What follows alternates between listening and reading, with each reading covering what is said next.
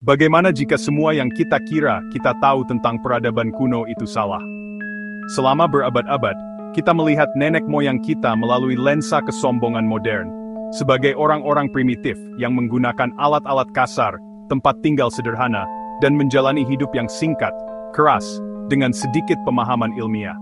Tapi seiring dengan semakin banyaknya penemuan, menjadi jelas bahwa gambaran ini bukan hanya usang, tapi juga sangat keliru.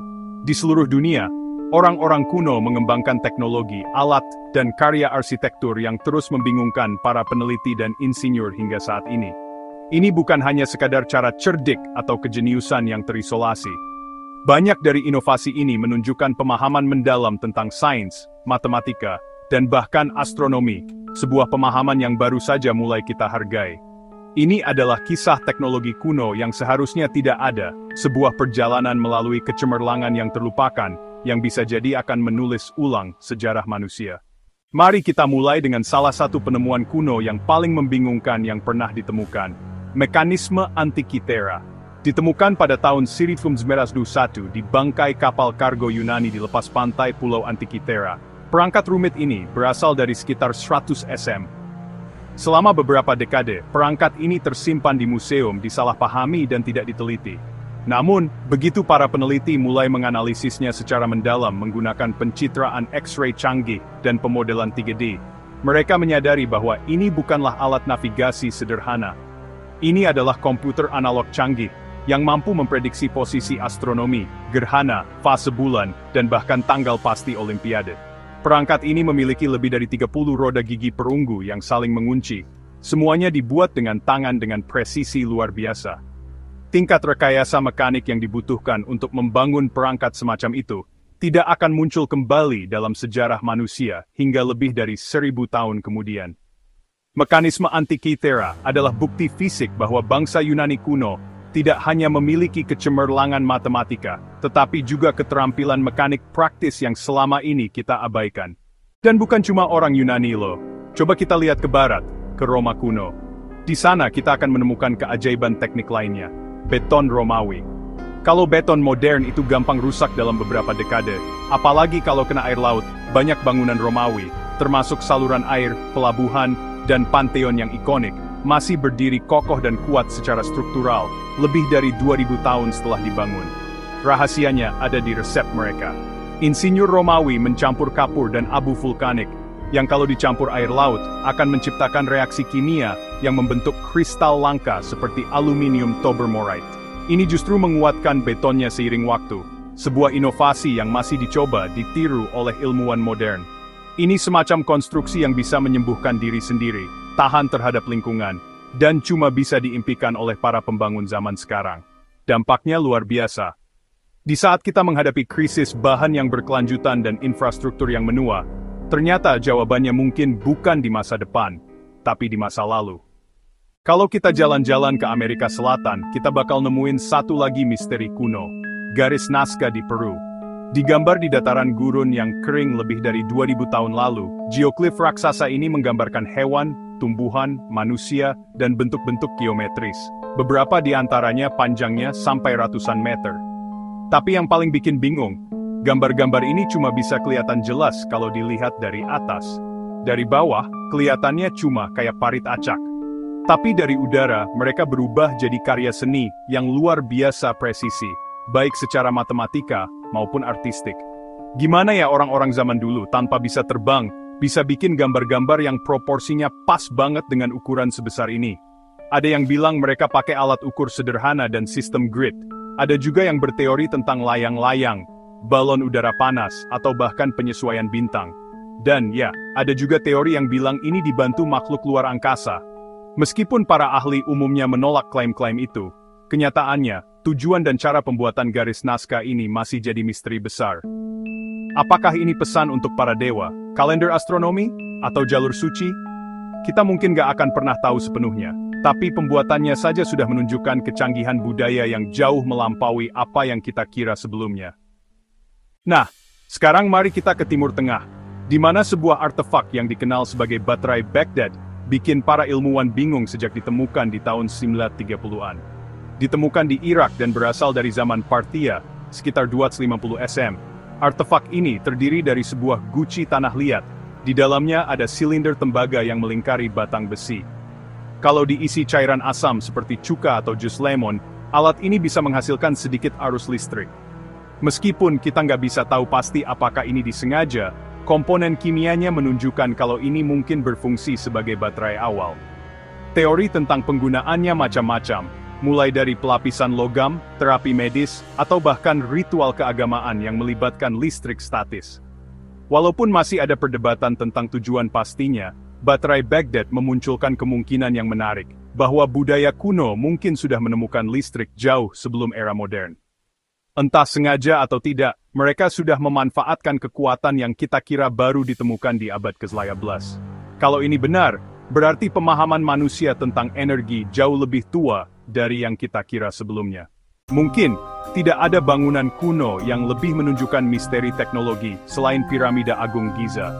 Dibangun lebih dari 4.500 tahun yang lalu, ini adalah satu-satunya keajaiban dunia kuno yang masih bertahan dan masih belum bisa dijelaskan sepenuhnya. Skala dan presisi pembangunannya yang luar biasa, terus membuat para insinyur modern terheran-heran. Lebih dari 2 juta balok batu kapur, beberapa di antaranya beratnya mencapai 80 ton, disusun dengan akurasi yang luar biasa. Sampai-sampai, dasar piramida ini hampir berbentuk persegi sempurna, dan keselarasan dengan arah utara sejati hanya melenceng kurang 0,05 derajat. Ruang-ruang di dalamnya sejajar dengan bintang-bintang, dan desainnya menyandikan konstanta matematika seperti pi dan rasio emas. Semua ini tanpa alat besi, roda, atau instrumen survei modern. Bagaimana orang Mesir bisa mencapai ini? Teori-teori tradisional menyebutkan penggunaan tanjakan, tuas, dan tenaga kerja yang sangat besar, tetapi tidak ada yang secara memadai menjelaskan kesempurnaan logistik atau toleransi yang ketat di jalur-jalur internal. Beberapa ahli teori pinggiran berpendapat bahwa piramida ini lebih dari sekadar makam, bahwa piramida ini mungkin berfungsi sebagai pembangkit listrik, observatorium kosmik, atau bahkan monumen penangkap energi. Apapun tujuannya, piramida ini berdiri sebagai bukti bisu akan pengetahuan yang hilang dari peradaban yang jauh melampaui zamannya. India kuno juga punya banyak misteri teknologi tinggi. Dalam epos Sanskerta seperti Mahabharata dan Ramayana, kita menemukan deskripsi tentang mesin terbang yang disebut Vimana. Kendaraan udara ini konon ditenagai oleh merkuri dan api, mampu lepas landas secara vertikal, dan digunakan dalam pertempuran di langit. Naskah kuno yang dikenal sebagai Vaimanika Shastra, bahkan memberikan skema rinci, sistem propulsi, dan bahan yang digunakan dalam pembuatannya.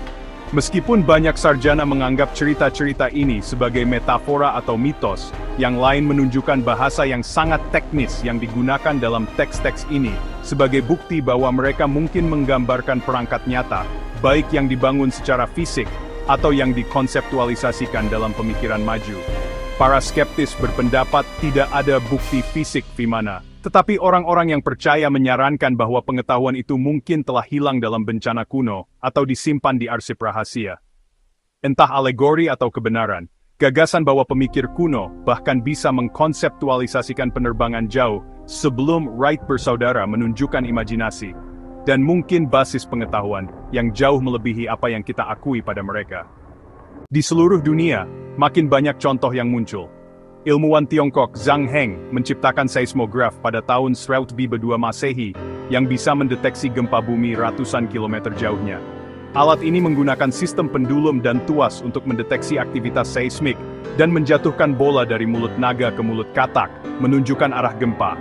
Kedengarannya seperti mitos, tapi replikanya sudah membuktikan keefektifan mesin ini.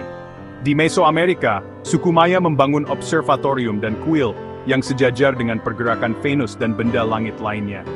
Ini memungkinkan mereka mengembangkan kalender yang lebih akurat daripada yang digunakan di Eropa selama berabad-abad. Mereka memahami konsep nol secara mandiri, dan sistem matematika mereka memungkinkan mereka memprediksi gerhana matahari dengan sangat tepat. Sementara itu, suku Inka, meskipun tidak punya bahasa tulisan, mengembangkan quipu, sistem tali bersimpul yang rumit yang digunakan untuk mencatat data sensus, pajak, dan mungkin juga cerita. Ini mungkin merupakan bentuk penyimpanan data biner berabad-abad sebelum komputer ada. Salah satu pertanyaan yang paling menarik adalah ini. Kalau peradaban kuno itu begitu maju, kenapa ya pengetahuan mereka bisa hilang? Jawabannya itu rumit dan menyedihkan. Banyak dari apa yang seharusnya bisa kita pelajari itu hilang ditelan waktu karena bencana alam, penjajahan, perang dan penghancuran yang disengaja. Pembakaran perpustakaan Alexandria saja mungkin sudah menghapus ratusan tahun pengetahuan. Teks-teks tentang kedokteran, astronomi, teknik, dan filsafat yang tidak akan pernah bisa ditemukan kembali. Penaklukan menghancurkan kuil-kuil, situs-situs suci, dan tradisi lisan. Jatuhnya kekaisaran berarti hilangnya memori institusional. Dalam beberapa kasus, penjajah menganggap sistem pengetahuan pribumi itu primitif, lalu menggantinya dengan sistem mereka sendiri, dan semakin memperdalam amnesia sejarah. Kita sering menganggap sejarah itu seperti garis lurus kemajuan, padahal lebih mirip siklus naik, jatuh, dan kembali. Jadi, ini semua membawa kita kemana? Teknologi kuno ini bukan cuma barang antik yang menarik loh. Mereka menantang seluruh pemahaman kita tentang sejarah manusia.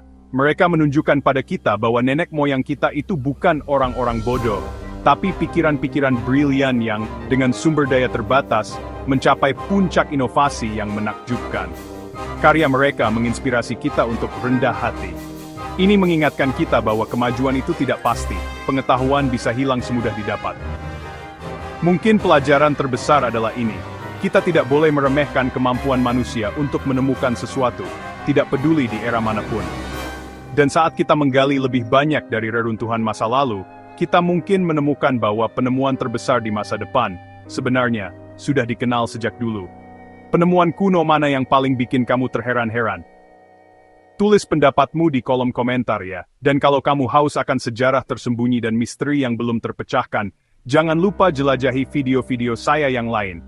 Karena kalau soal masa lalu, kadang-kadang, kebenarannya itu lebih aneh, dan lebih cerdas, dari cerita fiksi.